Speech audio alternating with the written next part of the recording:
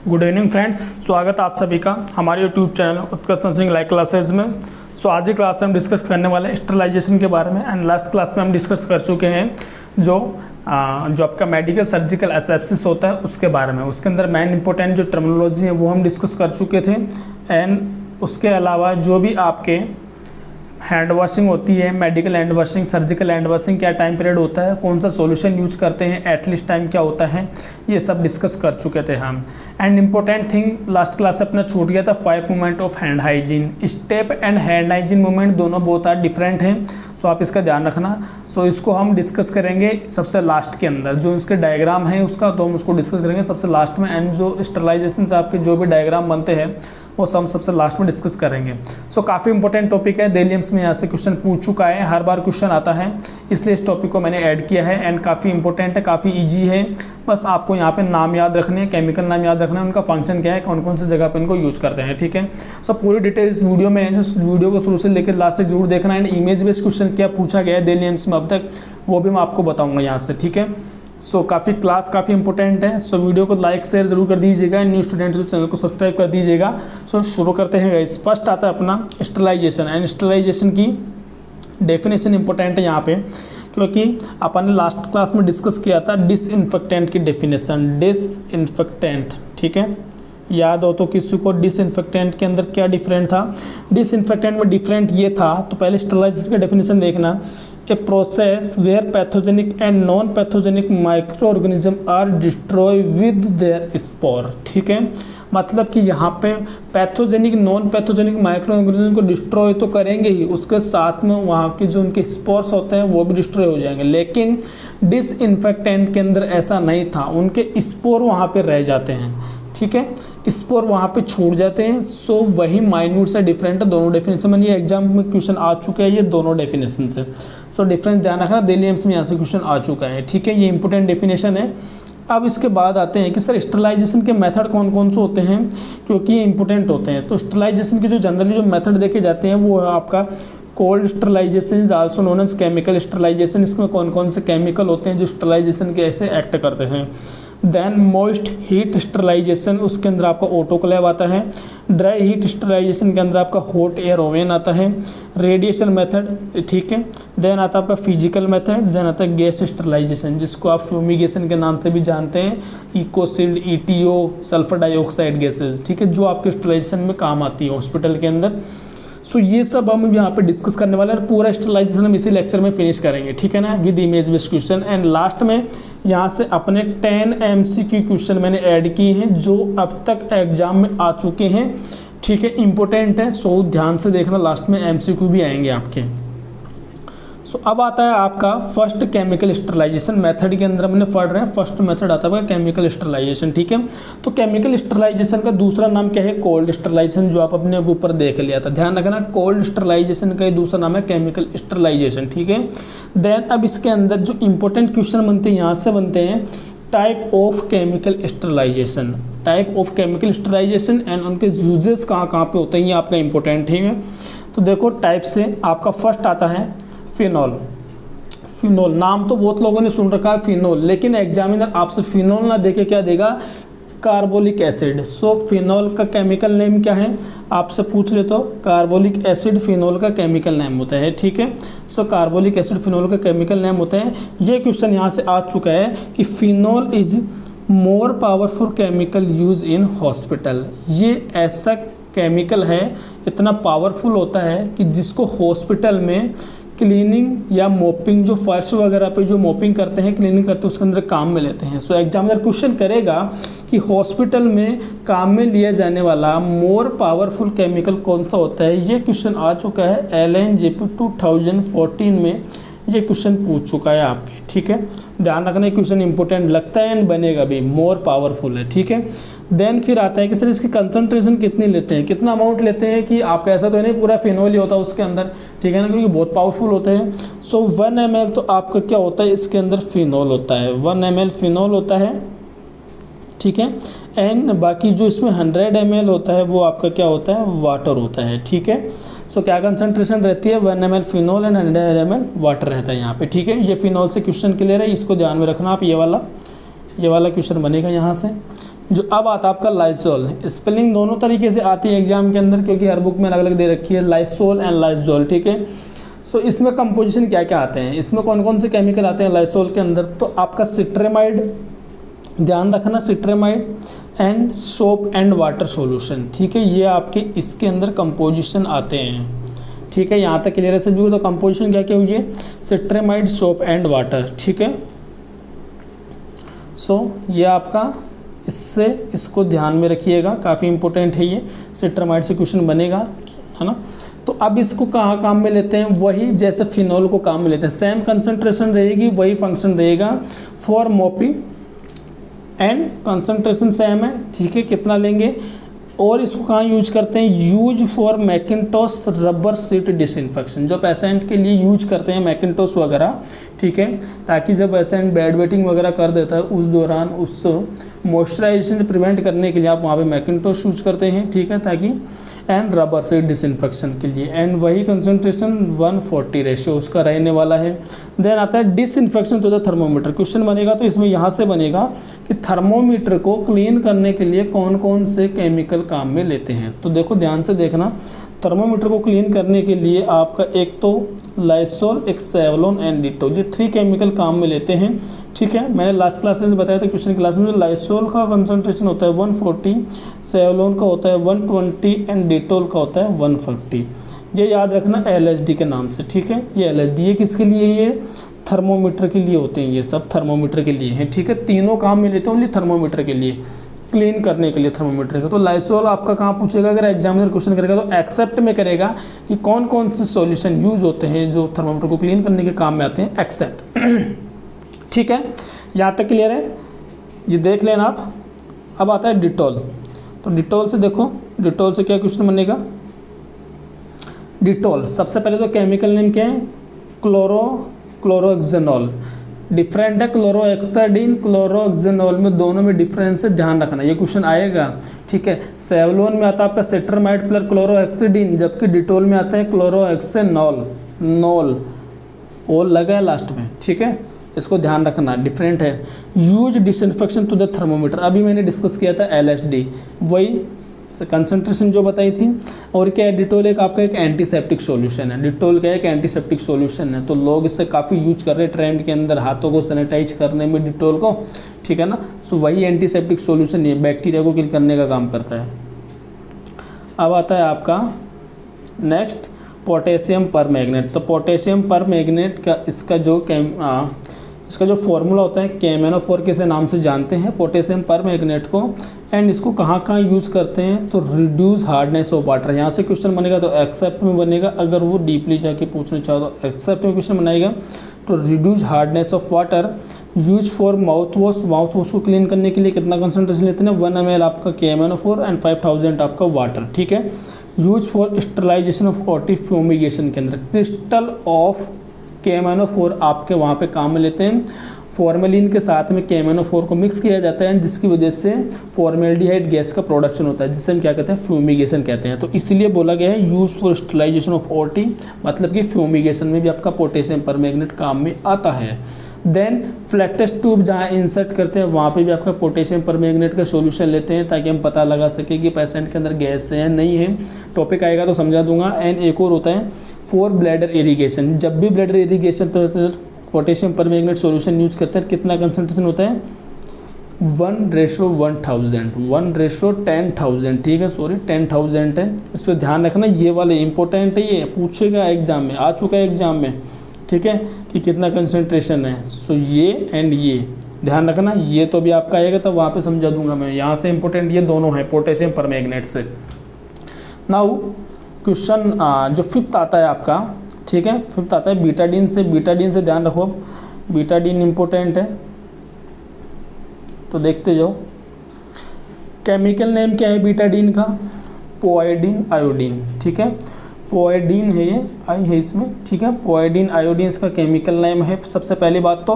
Then most common chemical use in clinical practice, आ चुका है क्वेश्चन, मोस्ट कॉमन, देखो अभी बताऊंगा आपकी, अभी एक पीछे एक और ऐसा क्वेश्चन आया था, most common chemical use in clinical practice, तब तो क्या बताओगे, Betadine. Most powerful chemical use in hospital, तो क्या बताओगे, फिनॉल। याद रखना, ये सेट कर लेना माइंड में, ठीक है। Most powerful chemical use in hospital phenol, most common chemical use in clinical practice Betadine. कैसा यूज करते हैं सर, थोड़ा सा बताइए एग्जांपल। तो जो गार्गिल्स, जो पर्सन जो गरारे करते हैं, माउथ वॉश वगैरह करते हैं, जो गरारे करते हैं ना सुबह सुबह, उसके अंदर आपका बीटाडीन काम में लेते हैं पेशेंट को हॉस्पिटल में 2.5%, ठीक है। Use for surgical hand washing, surgical hand washing मैंने बताया था सॉल्यूशन कौन सा यूज होता है, तो आपका आता है बीटाडीन स्क्रब वहाँ पे। फॉर ड्रेसिंग, ड्रेसिंग के अंदर अलग अलग टाइप्स है, जैसे एग्जांपल के लिए ट्रैकियोस्टोमी के अंदर आप बीटाडीन यूज करते हो ड्रेसिंग के लिए, जबकि क्लीनिंग के लिए NaCH2O2 सोडा बाइकार्बोनेट, ये 3 सॉल्यूशन वहाँ पे क्लीनिंग के काम में आते हैं। जबकि ड्रेसिंग के लिए एक ही सॉल्यूशन काम में आता है, वो आता है आपका ड्रेसिंग, वो बीटाडीन, ठीक है। तो इसको ध्यान रखना, ये वाला ठीक है, इम्पोर्टेंट है ये, okay.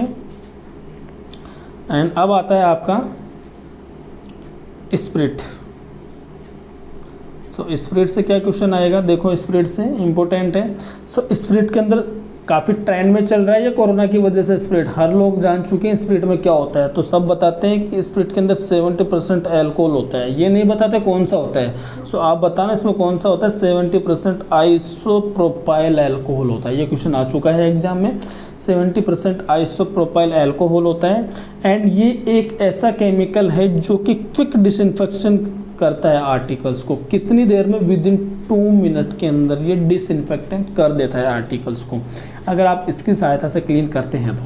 For use for clean the site for skin before injection, अगर आप किसी पेशेंट के अंदर इंजेक्शन लगा रहे हो, IV, IM या अदर, तो वहाँ पे आप इंजेक्शन लगाने से पहले जो साइट को क्लीन करोगे वो किसकी सहायता से करोगे, स्प्रिट की सहायता से। देखा होगा आपने, जब भी आप इंजेक्शन लगाते थे तो गोज लेके, जो एक कॉटन स्वैब से या उसे गोज लेके वहाँ पे क्लीन करते हो स्प्रिट से, ठीक है, ताकि वहाँ पे पर्सन के अंदर कोई बैक्टीरिया या इन्फेक्शन इंसर्ट ना कर पाए। इसीलिए स्प्रिट को यूज करते हैं, क्योंकि ये क्विक डिसइंफेक्शन प्रोवाइड करवाता है, क्या, क्विक डिसइंफेक्शन, इसीलिए इसको यूज करते हैं, ठीक है। अब आता है use for clean the site before stitch. Stitch का मतलब क्या, सूचरिंग करते हैं वहाँ पे, किसी वुंड को क्लोज करना क्या कहलाता है, सूचरिंग, तो वहाँ पे क्या करते हैं, स्टिचेस करते हैं। And after remove of the stitch, site को क्लीन करते हैं जब स्टिच लगाते हैं तब, और जब आप स्टिच रिमूव कर देते हैं बाद में तब। किसकी सहायता से, स्प्रिट की सहायता से, ध्यान रखना, सेट करना माइंड में। इससे नेक्स्ट टॉपिक होगा सूचर पे, ठीक है, इससे नेक्स्ट क्लास होगी सूचर पे। क्वेश्चन आ चुका है डेली एम्स में सूचर से, नॉन ऑब्जर्वेबल सूचर कौन सा है, ऑब्जर्वेबल सूचर कौन सा है, नेचुरल, सिंथेटिक, ये सारे आ चुके हैं। कलर से, इमेज बेस्ड क्वेश्चन भी आ सकते हैं। अब आता है नेक्स्ट आपका यहाँ से, use to clean the site before surgical procedure. जब भी कोई पेशेंट सर्जरी के लिए जाता है, सो आप उसकी साइट को क्लीन किससे करते हैं, किससे, स्प्रिट से, बीटाडीन से भी करते हैं, स्प्रिट से भी करते हैं, ठीक है। ये दोनों सॉल्यूशन साइट को क्लीन करने के लिए काम आते हैं। कुछ जगह पे टिंचर बेंजोइक सॉल्यूशन को भी काम में लेते हैं, जैसे बीटाडीन तो आपका एब्डोमिनल पैरासिंथेसिस के अंदर आ गया, ठीक है, टिंचर बेंजोइक आपका थोरैकोसिंथेसिस में आ गया। एंड जो स्प्रिट है आपका, जब किसी पर्सन के ट्रैकियोस्टोमी होता है तो वहाँ पे साइट को क्लीन करने के लिए भी स्प्रिट को काम में लेते हैं। तो ऐसे डिफरेंट जगह सबकी गाइडलाइन अलग अलग होती है, उसके हिसाब से यहाँ पे काम में लेते हैं।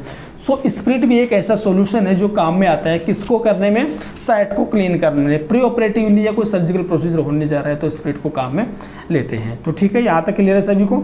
अब आता है नेक्स्ट आपका हाइड्रोजन पेरोक्साइड, जो 7th नंबर का जो केमिकल है H2O2, ध्यान से सुनना इसको, H2O2, ठीक है, H2O2 को ध्यान से सुनिएगा।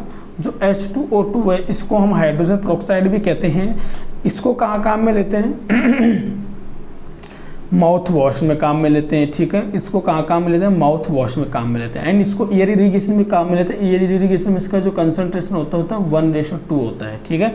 एयर इरीगेशन में इसका जो कंसंट्रेशन 1:2 होता है, एंड जबकि माउथ वॉश में आपका 1:8 होता है। एंड जो वेपर की साइज होती है, कोलोस्टोमी के अंदर जो वेपर की साइज होती है वो भी क्या होती है, 1/8 इंच। ये क्वेश्चन आया था अभी कंबाइंड नेम्स के अंदर। कंबाइंड नेम्स में ये वाला क्वेश्चन आया था कि जो वेपर की साइज़ कितनी होती है, 1/8 इंच होती है। स्टूडेंट काफ़ी कंफ्यूज रहते हैं, उन्होंने, मुझे पता है काफ़ी बच्चों ने काफ़ी गलत आंसर टिकाए होंगे एग्जाम में, लेकिन जो वेपर की साइज़ होती है, जैसे कोलोस्टोमी टॉपिक आएगा मैं आपको समझा दूंगा कि किसकी साइज़ कितनी होती है, कितना वूंड करते हैं, कितना कैथेटर की साइज़ होती है, सब चीज़ें, ठीक है।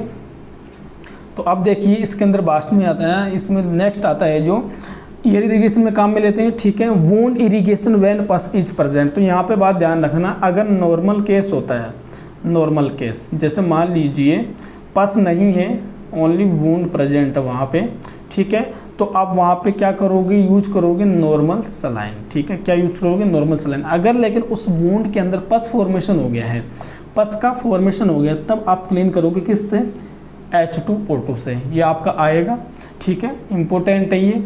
क्या करोगे, H2O2 से क्लीन करोगे किसको, वूंड को, जब पस प्रेजेंट हो जाता है। इंपॉर्टेंट है, ध्यान रखना। अब आता है नेक्स्ट, इसके अंदर use to remove the blood stain from linen, bedsheet और क्लॉथ्स। और किस काम में आता है, हाइड्रोजन पेरोक्साइड की जो बेडशीट वगैरह यूज करते हैं हॉस्पिटल में, या कोई जैसे पर्सन आया है इमरजेंसी के अंदर, जो बेडशीट वगैरह के जो ब्लड वगैरह लग जाता है, उसको रिमूव करने के लिए हाइड्रोजन पेरोक्साइड को काम में लेते हैं, उस ब्लड को निकालने के लिए। इन नॉर्मल केसेस, देखो लिख रखा है मैंने, use to remove the blood stain from linen, bedsheet and clothes in normal cases. लेकिन अगर पेशेंट HIV का है तब हम काम में लेते हैं क्या, 1% sodium hypochloride, 1% sodium hypochloride. Next ये इससे अगला, पहले यूसोल को देख लीजिए आप। सो यूसोल ये क्वेश्चन आ चुका है। यूसोल एक एंटीसेप्टिक सॉल्यूशन है, जैसे आपका डिटोल है एंटीसेप्टिक सॉल्यूशन, सेवलॉन आपका एंटीसेप्टिक सॉल्यूशन है, उसी तरीके से आपका यूसोल भी एंटीसेप्टिक सॉल्यूशन है। तो इसको जो किस किस से मिलकर बना होता है, इसके अंदर जो कंपोजिशन होते हैं, तो इसके अंदर chlorinated lime and boric acid, इसके अंदर क्या होते हैं, कंपोजिशन होते हैं इसके, chlorinated lime and composition and boric acid, ये दोनों, ये इंपॉर्टेंट ही क्वेश्चन आ चुका है। Boric acid and chlorinated lime, इसको कहाँ काम में लेते हैं, use for dressing to the wound, ठीक है। अब देखो यहाँ पे एक क्वेश्चन आया था, यहाँ पे सुनना, यहाँ पे क्वेश्चन बनेगा आपके, माउथ वॉश के अंदर कौन कौन से केमिकल काम में लेते हैं। सो देखो अभी मैंने आपको ऊपर बताया था KMnO4 आपका माउथ वॉश में काम में आता है, ठीक है, बीटाडीन एंड आपका H2O2, ठीक है, NH2NS, ये चारों सॉल्यूशन है जो आपके माउथ वॉश में काम में आते हैं। जब आपका LSD होता है वो थर्मोमीटर को क्लीन करने काम में आते हैं। इनको नोट करना आप अपनी नोटबुक के अंदर कि कौन कौन से सॉल्यूशन होते हैं जो माउथ वॉश को क्लीन करने के काम में आते हैं और आपके थर्मोमीटर को क्लीन करने में काम में आते हैं। एक्सेप्ट में क्वेश्चन बनेगा यहाँ से एक्सेप्ट, ठीक है, तो इसको ध्यान में रखना आप। अब नेक्स्ट आता है यूसोल, आपका हो चुका है 9। अब आता है आपका 1% सोडियम हाइपोक्लोराइड सॉल्यूशन, ठीक है, आ चुका है, जिसका वेट था हमें, ये इससे क्वेश्चन आ चुका है एग्जाम के अंदर, दिल्ली एम्स में इससे क्वेश्चन आ चुका है, इसको ध्यान से लेना। तो 1% सोडियम हाइपोक्लोराइड, इसको क्या करते हैं, use to remove the blood stain from cloth if blood of HIV infected patient. अभी क्या बोला मैंने, अगर पेशेंट HIV का है और उसके ब्लड बेडशीट पे लग गए हैं, लिनन पे लग गए हैं, या वहाँ पे जो भी कोई क्लॉथ्स हैं वहाँ पे ब्लड लगे हैं, तो उन ब्लड के स्पॉट को रिमूव करने के लिए आप क्या काम बोलोगे, 1% सोडियम हाइपोक्लोराइड। जबकि नॉर्मल केसेस जब काम में ले लेते हैं H2O2। ध्यान रखना दोनों चीज़ों को, H2O2 नॉर्मल केसेस में एंड HIV पेशेंट के अंदर। बेड लिनन वाला एग्जाम्पल देके क्वेश्चन आता है एग्जाम में, एग्जाम्पल देके क्वेश्चन है कि ये नहीं पूछेगा, एग्जाम्पल देके कि जितने भी कपड़े होते हैं HIV पेशेंट का ब्लड लग गया है, किससे रिमूव करोगे, 1% सोडियम हाइपोक्लोराइड। नॉर्मल केसेस में किससे क्लीन करोगे, H2O2 से, ठीक है। स्पिल मैनेजमेंट को ध्यान से समझ लीजिए, जो स्पिल मैनेजमेंट क्या होता है, अब आपने नाम सुना होगा ग्लास थर्मोमीटर, हाँ, तो इसके अंदर क्या भरी होती है, आपकी मर्क्यूरी भरी होती है। इसके अंदर क्या होती है, आपकी मर्करी भरी होती है, जो एक ब्राइट कलर का सब केमिकल होता है इसके अंदर, ठीक है।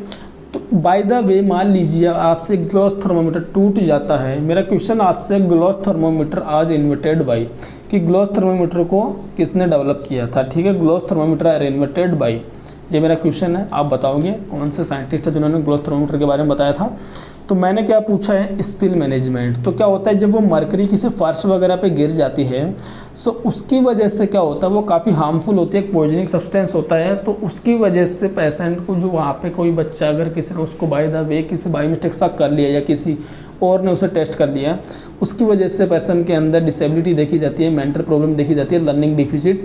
तो ध्यान रखना, स्पिल मैनेजमेंट मतलब कि उसको डिस्ट्रॉय करने के लिए, उस मरकुरी को डिस्ट्रॉय करने के लिए आप काम में लेते हैं H2O2। एंड इसके लिए जो टीम काम करती है वो आपकी टीम होती है हजमत टीम। हजमत टीम इसके लिए काम करती है, ठीक है। सो हॉस्पिटल के अंदर जो मैनेजमेंट वाली टीम होती है हजमत टीम, वो यहाँ पे वर्क करेगी स्पिल मैनेजमेंट के अंदर, ठीक है। एंड ड्रॉपलर की सहायता से उसको रिमूव किया जाता है, ये भी आप ध्यान रखना। नाउ आप क्वेश्चन आता है, use for disinfection article that are use by HIV patient. Important question है कि जिस पेशेंट HIV पेशेंट के अंदर आप जो आर्टिकल्स काम में लेते हो, HIV पेशेंट में जो आर्टिकल्स काम में लिए जाते हैं केयरिंग के दौरान, उनको डिसइंफेक्टेंट करने के लिए कौन सा सॉल्यूशन काम में लेते हैं।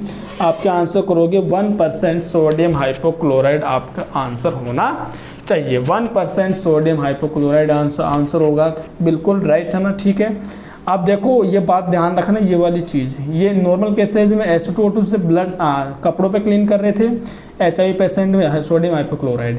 लेकिन HIV पेशेंट के जो आर्टिकल्स क्लीन कर रहे हो वो आप किससे क्लीन कर रहे हो, 1% सोडियम हाइपोक्लोराइड से। ये भी लाइन आपका रिपीट होगी, नीचे एक लाइन आएगी भी नीचे, इसको ध्यान में रखना, ये इंपॉर्टेंट है, ये वाला पूरा इंपॉर्टेंट है, इसको आप ध्यान से सुन लेना।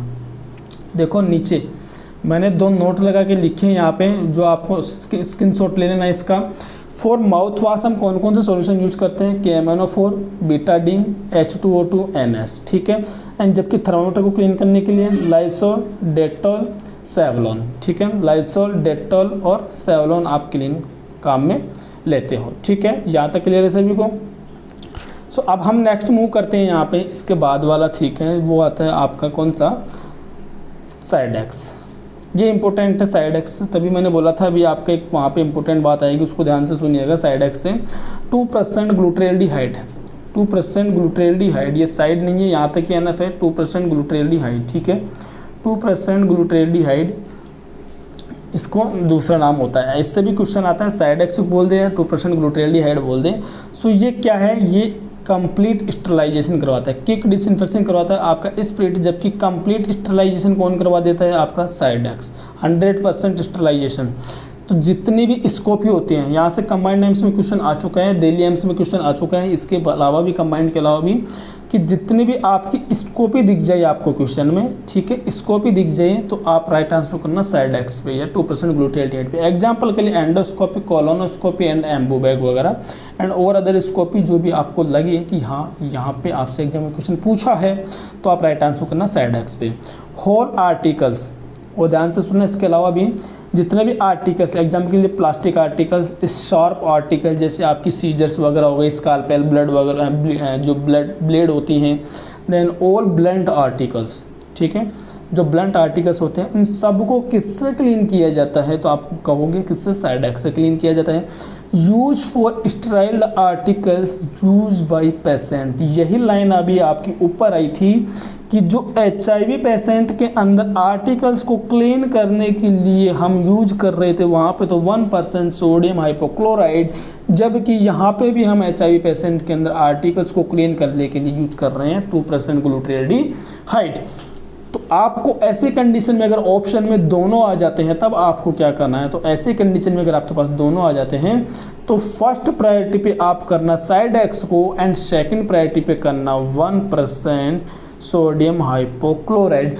आप ध्यान से सुनना, यहाँ पे एक इम्पोर्टेंट बात बताने जा रहा हूँ कि अगर पूछ ले बैड लिलन वगैरह हो गई, उनसे आप HIV पेशेंट के ब्लड को हटाना हो तब तो जाओगे फर्स्ट प्रायोरिटी पे 1% सोडियम हाइपोक्लोराइड।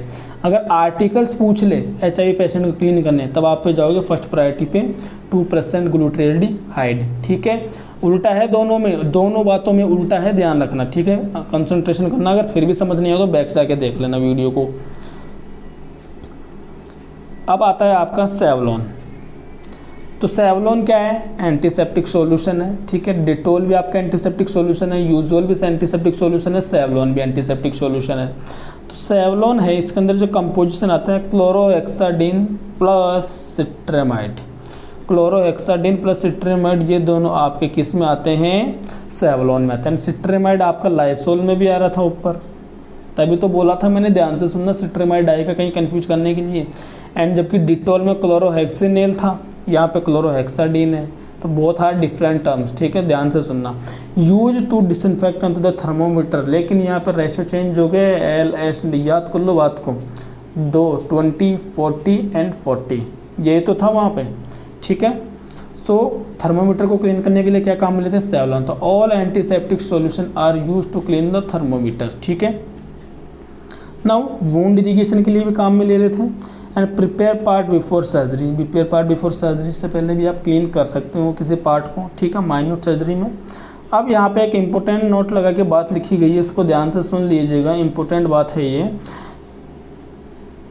कि 10% bleaching powder use to remove the secretion of HIV patient, but the patient should infant या नियोनेट। एग्जाम्पल के लिए मान लीजिए किसी सलाइवा, किसी फ्लोर पे सलाइवा पड़ा हुआ है, HIV पेशेंट का है, तो आप उसको डिसइंफेक्टेंट या फिर आप उसको डिस्ट्रॉय करने के लिए, उसको रिमूव करने के लिए वहाँ पे क्या काम में लोगे, ब्लीचिंग पाउडर। एज कितनी होनी चाहिए, पेशेंट की एज होनी चाहिए, तो पेशेंट नियोनेट हो या इन्फेंट हो, मतलब कि लेस देन 1 ईयर, तो आपको किस पे काम करना है, ब्लीचिंग पाउडर पे। आफ्टर 1 ईयर आप किस पे वर्क करोगे, तो आपको वर्क करना है 1% सोडियम हाइपोक्लोराइड पे, ठीक है, यह ध्यान रखना, इंपॉर्टेंट नोट है। अब देखिएगा, ध्यान से सुनना, moist heat sterilization. Moist heat sterilization मतलब कि हम बात करेंगे यहाँ पे किसकी, ऑटोक्लेव। अब आपका आ चुका है ऑटोक्लेव, इसका डायग्राम है जो दिल्ली एम्स में आ चुका है, वो हम सबसे लास्ट में देखेंगे, अभी आप थोड़ी समझ लीजिए, ठीक है। तो सबसे पहले क्वेश्चन बन सकता है कि ऑटोक्लेव या most heat sterilization are invented by Charles Chamberland, ठीक है।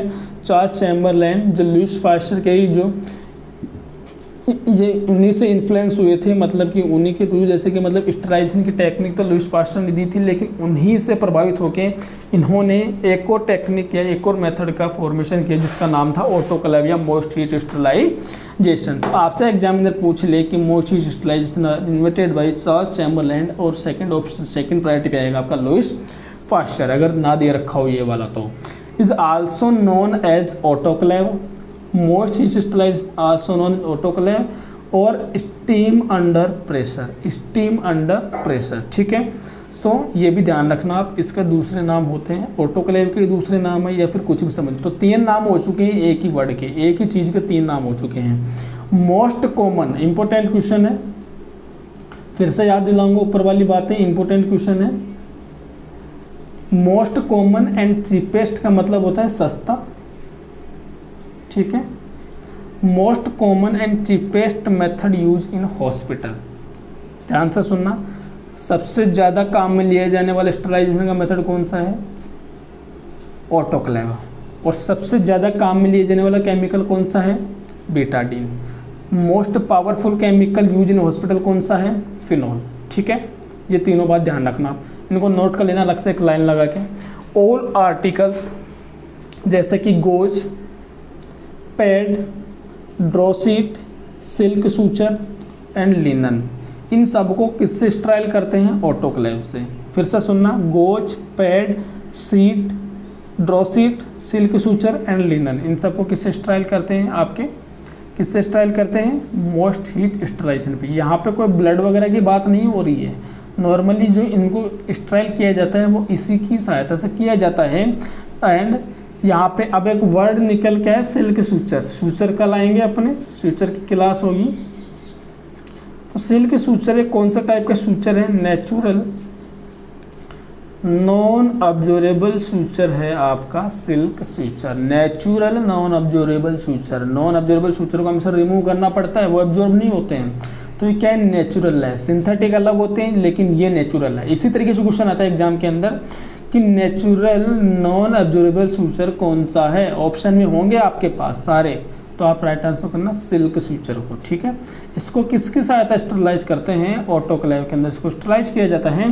And all surgical dressing are sterilize by autoclave, ठीक है। और surgical dressing are sterilize by autoclave and, तो ये इंपॉर्टेंट है, सर्जिकल ड्रेसिंग उसको करने से पहले किस में स्टरलाइज कर लेते हैं, ऑटोक्लेव में, देन उसके बाद अप्लाई किया जाता है। Sterilization for articles use into dressing, जो आर्टिकल्स उस ड्रेसिंग के अंदर काम में आने वाले उन आर्टिकल्स को भी किसकी सहायता से क्लीन करते हैं, इसके स्टरलाइजेशन जो ऑटोक्लेव होता है उसके अंदर, ठीक है। अब इंपॉर्टेंट क्वेश्चन बहुत बार आ चुके हैं, रिपीटेड आरआरबी में भी आ चुका है, दिल्ली एम्स में भी आ चुका है, अदर एम्स में भी आ चुका है, सीएचओ वगैरह में भी यहाँ से क्वेश्चन आ चुका है। इंपॉर्टेंट है ये लाइन, 5 स्टार लाइन है ये वाली, तो इसको ध्यान से सुन लेना सब लोग, ठीक है।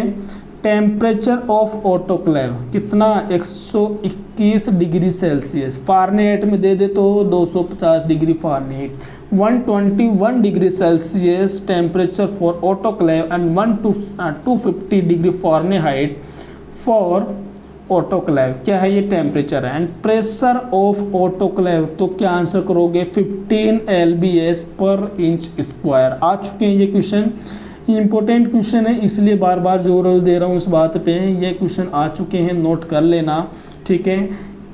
डीप जाके क्वेश्चन करेगा तो यहाँ से करेगा, ठीक है। ये भी क्वेश्चन आ चुका है, आपके पीआर यादव में जाके निकाल लेना, ये क्वेश्चन दे रखा है। Sterilization of article use into dressing, target and PR Yadav दोनों में ये क्वेश्चन दे रखे हैं, आ चुके हैं ये क्वेश्चन, ठीक है। टाइम ऑफ ऑटोक्लेव, जो ऑटोक्लेव के अंदर जो आप करते हैं उसको स्टरलाइज करने के तो कितनी देर का ड्यूरेशन होता है, कितनी देर का टाइम होता है, तो 15 से 20 मिनट तक आप उसको क्या होता है स्टरलाइज करते हो। फर्स्ट प्रायोरिटी पे आप आंसर करना, फर्स्ट प्रायोरिटी पे 15 मिनट को, ठीक है, और सेकंड प्रायोरिटी पे करना 20 मिनट को। 15 मिनट आपका फर्स्ट प्रायोरिटी रहेगा, तो प्रेशर एंड टाइमिंग दोनों सेम है, टेम्परेचर डिफरेंट हो चुके हैं यहाँ पे। अब आता है इसका डायग्राम, हम सबसे लास्ट में देखेंगे, ठीक है, कौन सा आ चुका है, ड्राई हीट स्टरलाइजेशन। जो ड्राई हीट स्टरलाइजेशन है वो एक हॉट एयर ओवन होता है, इसके अंदर क्या आता है, आपका जो इंस्ट्रूमेंट होता है उसको हम कहते हैं हॉट एयर ओवन, ठीक है। इसका डायग्राम भी लास्ट में देखेंगे। तो टेम्परेचर कितना होता है, तो ये 160 डिग्री सेल्सियस पे काम करता है, जबकि आपका ऑटोक्लेव 121 डिग्री सेल्सियस पे वर्क करते हैं।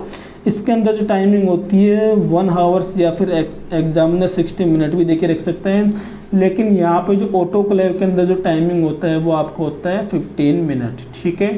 And commonest use in industrial and commercial purpose, तो एक और यहाँ पे क्वेश्चन आ गया है कि जैसे हॉस्पिटल में कॉमनेस्ट ऑटोक्लेव है, तो इंडस्ट्रियल पर्पस के लिए कौन सा काम में आता है, ड्राई हीट स्टरलाइजेशन, ठीक है। अब इसको कहाँ कहाँ यूज करते हैं, जितने भी आर्टिकल्स जो ग्लास से बने होते हैं, ग्लास, ठीक है, शीशे से बने होते हैं, उसको स्टरलाइज करने के लिए काम में लेते हैं हॉट एयर ओवन, ठीक है। तो ग्लास वेवर आर्टिकल्स, एग्जाम्पल के लिए glass syringe, slide, pipette, burette, जो केमिस्ट्री वाले स्टूडेंट हैं, जो केमिकल लैब होती है वहाँ पे ये बहुत काम में आते हैं, पिपेट, ब्यूरेट, स्लाइड्स वगैरह बनाते हैं, ठीक है, माइक्रोस्कोपी के अंदर देखते हैं, तो उन सबको जो स्टरलाइज करते हैं वो हॉट एयर ओवन के अंदर करते हैं, ठीक है। Use for Sterlite the sharp instrument, ध्यान से सुनना, use for Sterlite the sharp instrument, example के लिए स्कालपेल, सीजर्स एंड फोर्सेप। अब आपके माइंड में एक पॉइंट आ रहा होगा कि सर आपने जो अभी पीछे आया था जो आपका साइडेक्स, सर वहाँ पे भी हम जो प्लास्टिक आर्टिकल्स होते हैं, शार्प आर्टिकल्स होते हैं, जो सीजर्स वगैरह होते हैं, उनको भी हम किससे स्टराइल कर रहे थे, साइडेक्स से, 100% करते हैं वो भी। लेकिन अगर आपसे एग्जाम में दोनों दे दे तो आप फर्स्ट प्रायोरिटी पे राइट आंसर करना, किसको, हॉट एयर ओवन पे लगा लेना। फर्स्ट प्रायोरिटी आप किसको दोगे, हॉट एयर ओवन, ठीक है। हॉट एयर ओवन है जो आपका फर्स्ट प्रायोरिटी रहेगा, किसके लिए, इनके लिए, आर्टिकल्स के लिए, क्लास आर्टिकल्स पे भी यही रहेगा, और इन आर्टिकल्स के लिए जो सीजर्स वगैरह हैं जो बिल्कुल शार्प होते हैं उनके लिए भी ये रहेगा। For Sterlite lumbar puncture needle, ठीक है, ये अभी एक पॉइंट और आएगा। ऐसे ही जो इंसुलिन नीडल होती है उसको, जैसे उसको रेडिएशन मेथड के थ्रू उसको स्टराइल करते हैं, आएगा भी, जैसे लंबर पंक्चर जो नीडल होती है उसको हॉट एयर ओवन की सहायता से स्टराइल किया जाता है। बार बार जोर दे रहा हूँ इस बात पे कि जो लंबर पंक्चर नीडल से आएगा तो क्वेश्चन ये आपको यही करना है, हॉट एयर ओवन, ठीक है। आएगा यहाँ से क्वेश्चन की हेट एयर ओवन है वो लंबर पंक्चर नीडल को स्टराइल करने के काम में आता है। वैक्सीन वायल होती हैं वो मोस्ट ऑफ ग्लास की बनी होती हैं, सोने को भी इसी से क्लीन करते हैं। हाँ, स्टरलाइजेशन ऑफ ड्रेसिंग पाउडर, जो सर्जिकल ड्रेसिंग होती है उसको क्लीन कर रहे थे ऑटोक्लेव से, और जो आर्टिकल्स काम में आते हैं, लेकिन जो पाउडर काम में आता है ड्रेसिंग पाउडर उसको क्लीन करते हैं हॉट एयर ओवन से। आ चुका है ये क्वेश्चन, गाइड में देखना आपके, नोट कर लेना इस बात को, रट लेना, चाहे कुछ भी करो लेकिन इसको नोट कर लेना। अब देखो नेक्स्ट आ चुका है आपका रेडिएशन मेथड। तो बहुत सारी चीज़ें होती हैं जो एक दूसरे से लिंक होती हैं, ठीक है, बार बार पढ़ते हैं तब समझ में आती है, वन टाइम में किसी को याद नहीं होता है, एंड फॉरगेट हमारी लाइफ में चलता रहता है, भूलते जाते हैं, याद होता जाता है, भूलते जाते हैं। तो देखो रेडिएशन मेथड, तो रेडिएशन मतलब कि कोई ना कोई यहाँ पे रेडिएशन मतलब कि रेज आएंगी। तो यहाँ पे जो रेज होती हैं वो गामा रेज आती हैं, gamma rays are use in radiation method. आ चुका है ये भी क्वेश्चन कि रेडिएशन मेथड में कौन सी रेज आती हैं, यूवी रेज आती हैं, गामा रेज आती हैं, या कोई अदर कोई, ठीक है। यूज फॉर हाइपोडर्मिक नीडल, अब हाइपोडर्मिक मतलब सबक्यूटेनियस की बात कर सकता हूँ, तो जरूर नहीं है इंसुलिन ही हो, सबक्यूटेनियस में और भी कोई हो सकता है। तो जो सबक्यूटेनियस हाइपोडर्मिक नीडल है, जो आपकी इंसुलिन जो बेटर एग्जांपल है, तो आप क्या करोगे रेडिएशन मेथड। लंबर पंक्चर के लिए क्या करोगे हॉट एयर ओवन, ठीक है। ऑल डिस्पोजेबल प्लास्टिक सिरिंज किससे क्लीन करते हैं रेडिएशन मेथड से। यूज फॉर कैटगट सूचर, अब देखो सिल्क सूचर किससे क्लीन कर रहे थे बताओ मुझे, ऑटोक्लेव से, जबकि आपके कैटगट सूचर, ध्यान से सुनना, कोई नहीं बताएंगे इतनी बात सारी बातें। कैटगट सूचर, कैटगट सूचर क्या है, आपका एक नेचुरल एब्जॉर्बेबल सूचर है। दो टाइप का होता है, plain catgut and chromic catgut. Plain catgut पीले कलर का होता है, क्रोमिक कैटगट ब्राउन कलर का होता है। प्लेन कैटगट होते हैं जो आपके मतलब जल्दी ये होते हैं, वो अब्जॉर्ब हो जाते हैं, मतलब कि बहुत रैपिड अब्जॉर्ब हो जाते हैं, जबकि ये जो क्रोमिक कैटगट होते हैं वो डिले अब्जॉर्ब होते हैं। इसकी क्लास लेंगे इससे नेक्स्ट वाली हो सका तो, सो उसमें आपको सूचर समझाऊंगा मैं, एंड उनके डायग्राम भी शो करूंगा, ठीक है। सो इसको भी देखना आप कैटगट। तो यहाँ पे ध्यान रखना कैटगट को किस में काम में लेते हैं, कैटगट किससे स्ट्राइल होता है रेडिएशन मेथड से, ठीक है, कैटगट सूचर।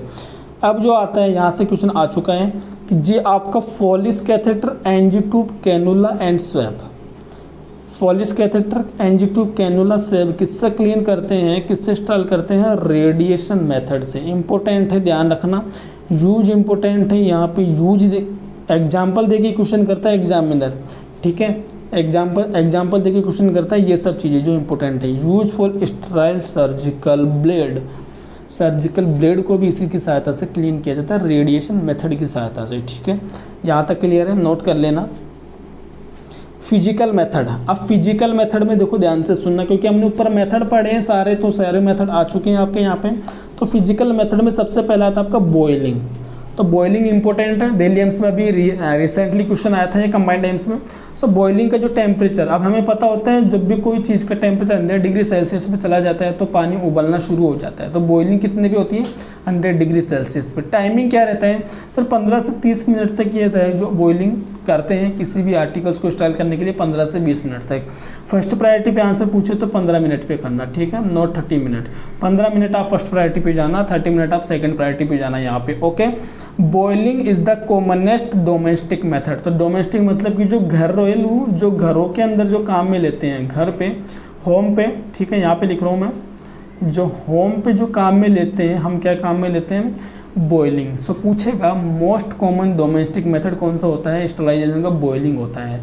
एंड हॉस्पिटल में ऐसा कौन सा मेथड जो काम में नहीं लेते हैं वो होता है आपका बॉइलिंग, क्योंकि जो बॉइलिंग होता है उससे कभी भी शार्प इंस्ट्रूमेंट को स्ट्राइक नहीं किया जाता है, अदरवाइज उनको क्या कर सकते हैं ब्लंट कर सकता है। सो देखो इंपॉर्टेंट नोट लगा के बात लिखी है मैंने, इंपॉर्टेंट नोट लगा के बात लिखी है मैंने, आप स्क्रीनशॉट ले लेना इसका, मैं थोड़ा छोटा कर देता हूँ उसे, ठीक है।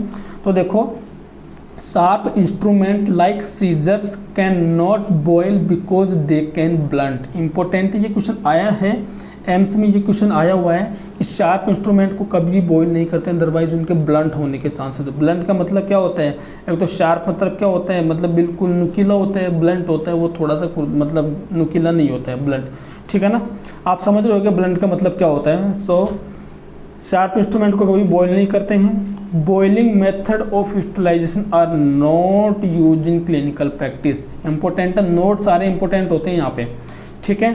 सो डोमेस्टिक मेथड में सबसे ज़्यादा काम में लिया जाने वाला आपका बॉइलिंग मेथड है। टाइम ध्यान रखना, टेम्परेचर ध्यान रखना, ये नोट तो माइंड में सेट कर लेना। अब देखो सनरेज, सनरेज से क्वेश्चन ना, हाँ आप इनका तीनों का स्क्रीनशॉट ले लो।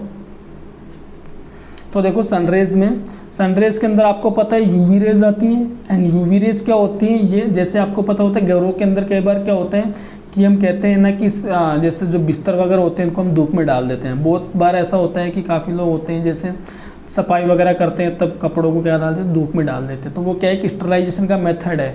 तो जितना भी hospital mattress, linen and blanket होते हैं उनको किससे स्टराइल किया जाता है, सनरेज मतलब यूवी रेज की सहायता से। एंड जबकि रेडिएशन मेथड में कौन सी रेज होती है, गामा रेज होती हैं। डिफरेंट ध्यान रखना, UV rays sunrays, gamma rays radiation method. And burning क्या होता है, बर्निंग मतलब जलाना, ठीक है। So use for destroy the sputum and solid dressing, sputum, bandage and solid dressing को किससे डिस्ट्रॉय करते हैं, बर्निंग की सहायता से, जिसको इंसाइनेशन भी कहते हैं, ठीक है। ये आपके कम्युनिटी में आता है, इंसाइनेशन भी से कहते हैं, ठीक है। ऑप्शन में दे के रख सकता है। सो इन सबको किससे डिस्ट्रॉय किया जाता है, बर्निंग या इंसाइनेशन की सहायता से। नाउ अब आता है फ्लेमिंग। फ्लेमिंग का दूसरा नाम होता है रेड हीट, ठीक है। फ्लेमिंग आपका रेड हीट है, मतलब कि आग वगैरह होती है ना जिससे, तो इसको किस को स्ट्राइल करने के लिए या क्लीन करने के लिए काम में आता है। जो फ्लेमिंग होता है मतलब आप देखा होगा कि जो चीज़ें होती हैं उनको आग के अंदर डाल दिया जाता है तो मतलब रेड वगैरह हो जाती है, उनको क्या किया जाता है, एक तरीके से उनको स्ट्राइल किया जाता है, ये मेथड होता है। So use for metal wire या के वायर। अब के वायर क्या है, या आपका एक स्प्लिंट का ही टाइप है के वायर। सो स्प्लिंट का आपने नाम सुना होगा कि जो किसी इंजूर्ड पार्ट को टेम्परेरी सपोर्ट प्रोवाइड करवाती है उसे हम क्या करते हैं, स्प्लिंट कहते हैं। एंड जो इंटरनल स्प्लिंट होता है, इंटरनल स्प्लिंट का ही एक क्या है, एक के वायर एग्जाम्पल है इंटरनल स्प्लिंट का, जो पर्सन की बॉडी में जाके उसको फिक्स कर देता है। फॉर एग्जाम्पल के लिए जैसे किसी की उंगली कट जाती है, टूट जाती है, तो वहाँ पे क्या डाला जाता है, के वायर की सहायता से उस उंगली को फिर से जोड़ा जाता है। तो वो क्या है, कैचमी वायर उसे कहते हैं। सो किससे सहायता से उससे स्टाइल करते हैं, फ्लेमिंग की सहायता से स्टाइल करते हैं। एंड दूसरा एग्जाम्पल है इनओकुलेटिंग लूप, इनओकुलेटिंग लूप, ठीक है। ये दो चीज़ें होती हैं जो फ्लेमिंग की सहायता से स्टाइल की जाती हैं। अब आपका जो टॉपिक आता है वो आता है गैस स्टरलाइजेशन, ठीक है। गैस स्टरलाइजेशन, तो देखो गैस स्टरलाइजेशन के अंदर जो आपका आता है सबसे पहला ये इफेक्टिव मेथड होता है gas sterilization. And gas sterilization जितने भी होते हैं उनको OT, patient unit and ICU को स्टरलाइजेशन के लिए काम में लेते हैं, ठीक है। ये ध्यान रखना, ओटी लिख देता हूँ मैं, OT, patient unit and ICU, सबसे ज़्यादा यही इसी को काम में लेते हैं, ठीक है। अब इसके अंदर कौन कौन से टाइप्स आते हैं गैस स्टरलाइजेशन के, तो देखो 4 टाइप्स के मैंने डाल रखे हैं यहाँ पे, 4 टाइप्स के। तो सबसे पहला आता है आपका ETO, ethylene tri oxide gas, ethylene tri oxide gas. Then आता है फॉर्मेल्डिहाइड गैस जो भी ऊपर आया था आपका, सल्फर डाइऑक्साइड गैस, ठीक है। एंड फोर्थ आता है इकोसिल्ड। 4 आ चुके हैं, ETO, formaldehyde, sulphur dioxide and Ecosil. यहाँ तक क्लियर है सभी को, ये 4 इसके अंदर आपके मेथड्स आते हैं। तो सबसे पहले आइए हम डिस्कस कर लेते हैं ETO क्या होता है, इथाइलिन ट्राई ऑक्साइड। इसका फुल फॉर्म आपको दे के रख सकता है एग्जाम के अंदर, सो इसे आप ध्यान से सुन लिएगा, ठीक है। तो देखिए ये latest method of sterilization to the plastic article, gauze, pad, ठीक है। इनको किसकी सहायता से क्लीन किया जाता है, ETO की सहायता से। मतलब ये क्या है, sterilisation to the plastic articles, gauze and pad. तो एक बात बताओ, ऑटोक्लेव से भी तो हम इन्हें क्लीन कर रहे थे ना, ऑटोक्लेव से भी कर रहे थे पीछे, एंड प्लास्टिक आर्टिकल्स को आप साइडेक्स से भी कर रहे थे एंड ऑटोक्लेव से भी कर रहे थे। तो लेकिन इसने ये बोला है लेटेस्ट मेथड है, उनके बाद में आने वाला ये मेथड, उससे पहले नहीं था, इससे पहले वही थे। जो करंट में जो मेथड आया था वो यही है ETO मेथड। तो एक और आता है कि जो आपकी ET ट्यूब होती है, एंडोट्रेकियल ट्यूब को कैसे स्ट्राइल किया जाता है, ETO से। ET से ही ET याद रखना, ET से ET याद रखना, याद रह जाएगा। तो देखो ये इंपॉर्टेंट लाइन, इसे ध्यान से सुनना। Method of sterilization to the plastic articles, gauze, pad and ET tube are sterilise by, किसकी सहायता से स्टरलाइज करते हैं गाइस, तो आप मुझे बताओगे, ETO की सहायता से स्टरलाइज करते हैं। नाउ अब इसके अंदर आता है एक इम्पोर्टेंट नोट दे रखा है कि gauze and pad can be store up to 1 year after sterilise by ETO, मतलब कि अगर आप इससे उनको स्टरलाइज करते हो तो आप उसे 1 ईयर तक स्टोर कर सकते हो। इंपॉर्टेंट लाइन है, ध्यान रखना इसके बारे में। नाउ क्वेश्चन जो अब आता है आपका फॉर्मेल्डिहाइड गैस। फॉर्मेल्डिहाइड गैस के बारे में ध्यान से सुनना, फ्यूमिगेशन भी इसके कहते हैं। तो ये जो पेशेंट, अभी मैंने बोला था patient unit ICU and OT को स्टरल करने के लिए ये गैस स्टरलाइजेशन काम में लेते हैं, तो ये तो सब में कॉमन रहेगा। जैसे एग्जांपल के लिए मान लीजिए आप एक 100 क्यूबिक फीट एरिया को क्या करना चाहते हो, फ्यूमिगेट करना चाहते हो, ठीक है। एक 100 क्यूबिक फीट एरिया को फ्यूमिगेट करना चाहते हो तो आप वहाँ पे 250 ml तो आपको क्या लेनी पड़ेगी, फॉर्मलिन लेनी पड़ेगी। 140 ग्राम आपको क्या लेनी पड़ेगी, क्रिस्टल ऑफ KMnO4 लेनी पड़ेगी, ठीक है, क्रिस्टल ऑफ KMnO4 लेनी पड़ेगी। देन इनके मिक्सिंग से आपकी गैस का फॉर्मेशन होता है जिसे हम कहते हैं फॉर्मेल्डिहाइड गैस, ठीक है। फॉर्मेल्डिहाइड गैस इसे कहते हैं, मतलब कि इनके मिक्सिंग से कौन सी गैस बनेगी, 250 ml formalin, 140 gram crystal of KMnO4 to produce formaldehyde gas, ठीक है। ध्यान रखना ये वाला कि किस किस से फॉर्मेल्डिहाइड गैस बनती है। So formalin plus crystal of KMnO4, मैंने ऊपर ही बोला था कि स्टरलाइजेशन ऑफ OT आया था आपका यूजेज में, तो वही है आपका KMnO4 यहाँ पे काम में आता है, फ्यूमिगेशन में काम में आता है। अब इम्पोर्टेंट नोट ये आता है कि सर आफ्टर फ्यूमिगेशन जिस एरिया को हमने फ्यूमिगेट किया है उसको कब ओपन कर सकते हैं, तो आप कहना 12 से 24 घंटे बाद उसको आप ओपन कर सकते हो। इससे पहले आप वहाँ पे जाओगे तो आपको इरिटेशन वगैरह होगी, आपकी आइज़ में जलन होगी, ठीक है ना, क्योंकि वो एरिया अभी स्ट्राइल हुआ है। उसके बाद में उनकी इफेक्टिवनेस कम हो जाती है तो और वो एरिया स्ट्राइल रहता है, ठीक है। अब जो आता है आपका सल्फर डाइऑक्साइड, तो सल्फर डाइऑक्साइड के अंदर आप ध्यान से सुनिएगा, use for OT ICU patient unit sterilisation, same बात है। जैसे मान लीजिए आपको किसी 100 क्यूबिक फीट एरिया को स्टराइल करना है तो वहाँ पे आप 250 ग्राम तो 220 ग्राम आप क्या लोगे, सल्फर पाउडर प्लस 15 ml आप क्या लोगे, spirit and water, spirit and water, ठीक है। ये 3 चीज़ लोगे आप, sulphur powder, water and 15 ml spirit. अब यहाँ पे स्प्रिट का क्या फंक्शन है, स्प्रिट क्या होता है कि जो बर्निंग सेंसेशन एंड इरिटेशन होता है आइज़ के अंदर जो बर्निंग सेंसेशन इरिटेशन होता है उसको ये क्या कर देता है, कम कर देता है। यहाँ पे स्प्रिट का यही फंक्शन है, ठीक है। पूछ ले एग्जाम्पल में कि फ्यूमिगेशन के अंदर जो सल्फर डाइऑक्साइड की सहायता से करते हैं वहाँ पे स्प्रिट का क्या रोल है, तो reduce burning sensation irritation to the eye, ठीक है। अब जो आता है इसके अंदर नेक्स्ट आता है आपका, तो ये आपका क्लियर है सल्फर डाइऑक्साइड से। देन इकोसिल्ड, इकोसिल्ड क्या है, इकोसिल्ड से ध्यान से सुनना, ये एक लेटेस्ट मेथड है। जैसे ETO लेटेस्ट मेथड था किसको स्टरलाइज करने का, goes pad and plastic article, उसी तरीके से ये एक लेटेस्ट मेथड है फ्यूमिगेशन का। ये फ्यूमिगेशन का एक लेटेस्ट मेथड है कि तो latest method for sterilization of OT patient ICU unit, ठीक है। सो यहाँ पे जो हम काम ले लेते हैं कौन कौन से solution, H2O2 and silver nitrate, H2O2 and silver nitrate, ये 2 हम काम में लेते हैं। सिल्वर नाइट्रेट का फॉर्मूला होता है AgNO3। Both are use in Ecosil. ध्यान रखना कौन सी जगह क्या काम में ले रहे हैं, सल्फर डाइऑक्साइड के अंदर काम में ले रहे हैं स्प्रिट प्लस आपका सल्फर पाउडर, जबकि आपका फ्यूमिगेशन जो फॉर्मेल्डिहाइड है वहाँ पे आप फॉर्मेलिन, ठीक है, एंड दूसरा आप काम में ले रहे हो क्या, क्रिस्टल ऑफ KMnO4, ठीक है। अब आता है patient unit open into 15 to 30 minute. तो बताइए लेटेस्ट मेथड एंड काफ़ी इफेक्टिव है, लेस कॉम्प्लिकेटेड है। तो यहाँ पे इसको ज़्यादा से ज़्यादा काम में लिया जाने वाला कौन सा मेथड है, इकोसिल्ड मेथड है। तो आपसे पूछ ले कि करंट के अंदर कौन सा मेथड काम में ले रहे हो तो आप क्या करोगे, इकोसिल्ड काम में लोगे, ठीक है। फर्स्ट प्रायोरिटी पे 15 मिनट, सेकंड प्रायोरिटी पे 30 मिनट पे जाना, okay. Ecosil are less complicated and more effective, इसीलिए तो करंट में काम में ले रहे हैं। अब ये जो क्वेश्चन है ये टेंडलाइजेशन से, ये रायपुर एम्स 2017 में आ चुका है, ठीक है।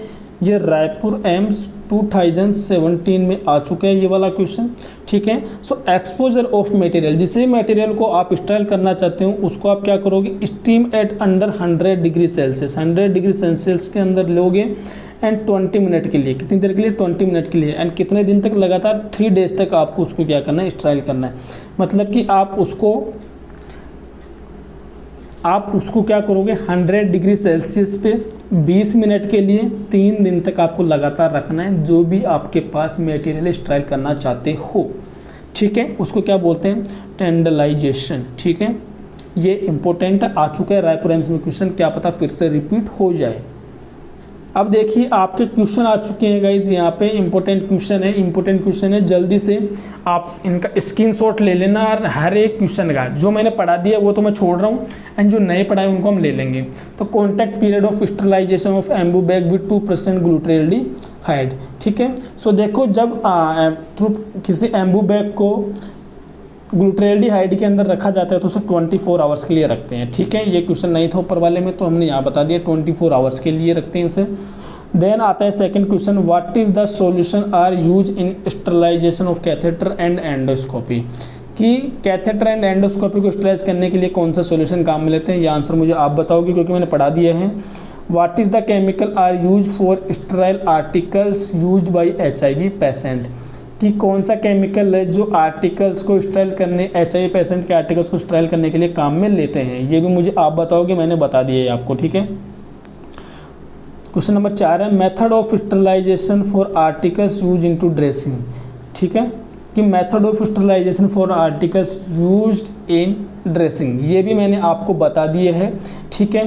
क्वेश्चन घुमा के थोड़ा सा, लेकिन मैंने बता दिए हैं, आप पढ़ोगे जाके क्लास को बैक करके देख लेना, क्वेश्चन मैंने बता दिए हैं। सो आप इसका राइट आंसर मुझे कमेंट में दोगे ना। क्वेश्चन नंबर 5 आता है, एंड अगर डाउट हो तो कमेंट कर देना, मैं बता दूंगा, ठीक है। Which of the following method of sterilisation are not use in clinical practice, ऐसा स्टेरिलाइजेशन का कौन सा मेथड जो क्लिनिकल प्रैक्टिस में यूज नहीं करते हैं, ये भी क्वेश्चन मैंने बता दिया है। देन क्वेश्चन नंबर 6 आता है, what is the at least time of boiling of plastic milk bottle at home, कि what is the at least time of, मतलब कि घर पे आप किसी प्लास्टिक मिल्क की बोतल को बॉईल करना चाहते हो तो सबसे कितनी देर तक उसे आप रखोगे कम से कम। सो मैंने आपको बताया था कि जो 15 से 30 मिनट बताया था मैंने, ठीक है। सो एटलीस्ट टाइम 15 मिनट हो गया, तो राइट आंसर 15 मिनट यहाँ पे। वो सारे क्वेश्चन आप मुझे बताओगे जो मैं छोड़ दिए हैं, जो घुमा के मैं बता रहा हूँ थोड़ा सा। Disposable plastic syringe should be sterile by, ये भी मैंने आपको बता दिया, आप मुझे बताओगे कि डिस्पोजेबल प्लास्टिक सिरिंज को किससे स्टेराइल किया जाता है। देन क्वेश्चन नंबर 8 आता है, what is the method of sterilisation are use in Foley's catheter, कि जो आपका जो फॉलिस कैथेटर होता है उस सब किसकी सहायता से स्टेरिलाइज करते हो। तो सुनो, अगर देखो मेरी बात सुनिए आप ध्यान से, आपका डेली एम्स आ रहा है ना, उसके अंदर आपको क्या करना है, ये क्वेश्चन कंप्लीट होने से पहले मैं आपको 2-4 बातें बता देना चाहता हूँ कि आपको एग्जाम के अंदर नेगेटिव मार्किंग नहीं करनी, चाहे से कितना ही इजी पेपर है। इस तरीके से, अगर इस तरीके से वन लाइन में क्वेश्चन आते हैं तब भी आपको नेगेटिव नहीं करना है, क्योंकि ऐसे क्वेश्चन आपके राइट होने के चांसेस ज़्यादा होते हैं, गलत होने के भी। तो क्वेश्चन को पूरा पढ़ना, 4 ऑप्शन पे जाना, इस तरीके से देन आप राइट आंसर करना, डायरेक्ट क्वेश्चन पे मुंह मत करना। एंड पेपर को आप हो सके अगर सिंगल लाइन में पेपर आए तो 3 राउंड लेना, वहाँ पे 3 राउंड में पेपर लेना। फर्स्ट राउंड में वही करना जो आपको आते हो, 4 ऑप्शन में बिल्कुल श्योर हो तभी करना। सेकेंड राउंड में जिनमें 2 में डाउट हो आपको तब करना, और थर्ड राउंड तब लेना जब आपको कुछ भी नहीं आ रहा हो, यार मेरे पास तो क्वेश्चन बहुत कम रह गए हैं, मुझे और करने चाहिए, तब आप थर्ड राउंड पे क्रॉस चेक करना, क्योंकि थर्ड राउंड आपका क्रॉस चेक के लिए होगा सारे क्वेश्चंस को। सो इस तरीके से करना, तो नेगेटिव से बच जाओगे। दूसरा, सिलेक्शन का रेशो ज़्यादा रहेगा क्योंकि सीटें बहुत ज़्यादा हैं, ये मौका चला गया ना तो फिर से नहीं आएगा। एंड 80-20 रेशो है, बॉयज़ केयरफुली सुन लेना इस बात को, कंपटीशन आपके पास ज़्यादा है, ठीक है। सो ये वाला मैंने बता दिया, ये क्वेश्चन आपको फॉलिस कैथेटर, तो भाई फॉलिस कैथेटर के भी आप मुझे बता देना। Question number 9, which of the following item is not sterilise by antiseptic solution, तो ये सुन लीजिए कि इनमें से ऐसा कौन से जो केमिकल हैं या कौन से जो मेथड है जिसको हम एंटीसेप्टिक, सुनिए, which of the following item is not sterilise by antiseptic solution, कि उनको एंटीसेप्टिक सॉल्यूशन की सहायता से ऐसा कौन सा यहाँ पे आर्टिकल्स है जिसको हम क्लीन नहीं करते हैं। तो एंटीसेप्टिक सॉल्यूशन अभी मैंने पढ़े थे। तो जो सक्शन कैथेटर होता है, सबसे पहले तो suction catheter, enema tube, surgical scissor, NG tube. सबसे पहले गलत निकाल दीजिए, ठीक है, राइट के पास अपने आप पहुँच जाओगे। जो जितने भी कैथेटर होते हैं, अभी मैंने आपको ऊपर पढ़ाया था कि जो कैथेटर होता है आप किससे क्लीन करोगे, ठीक है, ये मुझे आप बताओगे, क्योंकि मैंने अभी बताया आपको ऊपर जाके कि कैथेटर आप किससे क्लीन करोगे, ठीक है। देखना आप जाके रेडिएशन मेथड में, अगर वहाँ पे नहीं है तो ऐड कर देना, ठीक है। एंड दूसरा आपका एनिमा ट्यूब, जो ट्यूब ये भी एक तरीके से कैथेटर ही है, ठीक है। देन एनजी ट्यूब, जो भी मैंने आपको बताया था रेडिएशन मेथड में यूज करते हैं। एंड जो सर्जिकल सीजर्स होती हैं, ये मैंने आपको बताया था कि जो आपकी सीजर्स होती हैं, जितनी भी जो शार्प पार्टिकल्स होते हैं, साइडेक्स एंड आपका हॉट एयर ओवन की सहायता से उन्हें क्लीन करते हैं। तो वो साइडेक्स एंड हॉट एयर ओवन को एंटीसेप्टिक सॉल्यूशन थोड़ी है, वो आपका एक तो केमिकल सॉल्यूशन है, दूसरा आपका ड्राई हीट मेथड है। सो इसको एक्सेप्ट पूछा है क्वेश्चन में, नोट है, तो राइट आंसर क्या होगा आपका यहाँ पे? राइट आंसर करोगे आप सर्जिकल सीजर्स है, आपको एंटीसेप्टिक सॉल्यूशन से क्लीन नहीं होता है ये। Now question number 10 is HIV contaminated waste product can be determinated by the following agent except. फिर से सुनना, HIV contaminated waste product can be determinated by following agent except. ठीक है, किस किस की सहायता से उसे क्लीन कर सकते हैं? सोडियम हाइपोक्लोराइड से करते हैं, ग्लूटाल्डिहाइड से करते हैं, फॉर्मेल्डिहाइड से भी करते हैं, एंड मेथनॉल से नहीं करते हैं। ठीक है, मेथनॉल से नहीं करते हैं, फॉर्मेल्डिहाइड से भी करते हैं, तीनों से करते हैं। ठीक है, तो ये आपका यहाँ पे स्टरलाइजेशन जाके कंप्लीट। तो अब हम डिस्कस करते हैं डायग्राम के बारे में कि जो आपके डायग्राम हैं इस स्टरलाइजेशन से रिलेटेड जो एग्जाम में आ चुके हैं एंड पॉसिबिलिटी है आने की। सो डायग्राम से देखो आपके क्या क्या क्वेश्चन बन सकते हैं। सो डायग्राम के अंदर सबसे पहले आता है आपका हॉट एयर ओवन। ठीक है, तो आपको दिख रहा होगा जैसे फ्रिज को खोलते हैं उसी तरीके से आपको सामने एक डायग्राम दिख रहा होगा, उसे हम क्या कहते हैं? हॉट एयर ओवन कहते हैं। ऐसा अगर आपको डायग्राम एग्जाम में दिख जाए तो आपको उसे क्या राइट आंसर करना है? हॉट एयर ओवन बोलते हैं उसे। ठीक है, तो ये किसका डायग्राम है? हॉट एयर ओवन का डायग्राम है। ठीक है, एंड ये भी आपका हॉट एयर ओवन का डायग्राम है। अगर जैसे किसी मान लीजिए क्योंकि आपका जो दिल्ली एम्स है उसके अंदर जो ऑटोक्लेव का था कुछ इसी तरीके से डायग्राम है, तो जबकि आपको मैं नेक्स्ट दिखाऊंगा तो इसको देखना आप, ये इसके अंदर आपको दिख रहा होगा ये खुला हुआ है। ठीक है, आप इसके अंदर इसको गौर से देखना, ये सब चीज़ें जो बॉक्स दिख रहे हैं आपको, ये सब आपके हॉट एयर ओवन के अंदर होते हैं। ठीक है, इस तरीके से ऊपर आपके मीटर लगा होता है। ठीक है, जो आपको वहाँ पे शो करता है। ठीक है ना, अलार्म वगैरह लगा होता है उसके ऊपर। सो ये आपका किसका डायग्राम है? हॉट एयर ओवन का। देखते ही समझ जाओगे अगर एक बार डायग्राम देख लिया तो। देन अब नेक्स्ट आता है जो आपका ऑटोक्लेव है। तो ऑटोक्लेव अलग अलग तरीके के आते हैं। आपने जनरली इस तरीके के तो देखे होंगे, मोस्ट ऑफ स्टूडेंट इस तरीके की जानते हैं, लेकिन जो दिल्ली एम्स के अंदर जो 2019 के अंदर लगा था उसके अंदर जो डायग्राम आया था वो ये वाला था। ठीक है, ये वाला कौन सा डायग्राम था? ये वाला था। तो स्टूडेंट कंफ्यूज थे। सो ये किसका डायग्राम है? ऑटोक्लेव का ही डायग्राम है। ये भी ऑटोक्लेव का है, ये भी ऑटोक्लेव का है, ये भी ऑटोक्लेव का है, ये भी ऑटोक्लेव का ही डायग्राम है। सो पांचों डायग्राम देख लेना, इंपॉर्टेंट है, एग्जाम के अंदर यहाँ से क्वेश्चन बनेगा। सो ऑटोक्लेव कैसा दिखता है आप देख लो, अच्छे से स्क्रीनशॉट ले लीजिए इनका। अब जो नेक्स्ट आता है, देखो मैंने बात की थी कि जो 5 moment of hand hygiene, 5 moment of hand hygiene, ये भी आप देख लीजिए क्योंकि स्टेप ऑफ हैंड वॉशिंग इसमें डिफरेंट है and moment of hand hygiene दोनों में डिफरेंट है। ठीक है, so step and moment both are different terms. तो देखो कौन कौन से आते हैं 5 moment of hand hygiene. First before the touching a patient, second आता है before clean aseptic procedure, third after body fluid exposure risk, fourth after touching a patient, then fifth is after touching patient and surrounding. तो जब जब आप ये करोगे इन steps के अंदर, जैसे पेशेंट को कॉन्टैक्ट में आओगे सराउंडिंग के, तब तब आपको क्या करनी है? हैंड वॉशिंग करनी है, हैंड वॉशिंग करनी है। सो ये आपके डायग्राम हो चुके हैं एंड आपका लेक्चर स्टरलाइजेशन का कंप्लीट हो चुका है। सो आज के लिए इतना ही। वीडियो अच्छी लगे तो लाइक शेयर सब्सक्राइब जरूर कीजिएगा, अपने दोस्तों को शेयर कीजिएगा एंड इसी तरीके से आपके लिए अच्छे वीडियो लाते रहेंगे एंड जो आपके एग्जाम के अंदर आपके लिए काफ़ी बेनिफिट होंगे। सो गाइस आज के लिए इतना ही। आई होप आप अच्छे से समझ गए होंगे। So good night too and bye bye.